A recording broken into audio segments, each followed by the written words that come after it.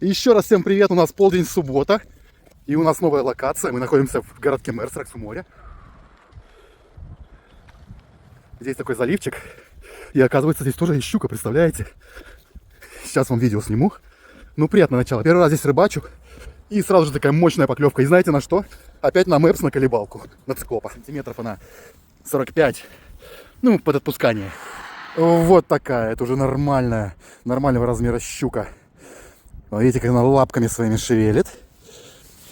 Давай, покажи себя. Проводочки сделаем, как всегда. Вот так. Вот такая хищная морда. И вот такая красавица. Так, и на что я сегодня ловлю? У меня спиннинг Дайва Баллистик. 10-40 граммов. 240 сантиметров. И катушка тоже Дайва Баллистик. MQLT монокок. Ну что, друзья, щука освобождена. Отпускаем ее в море.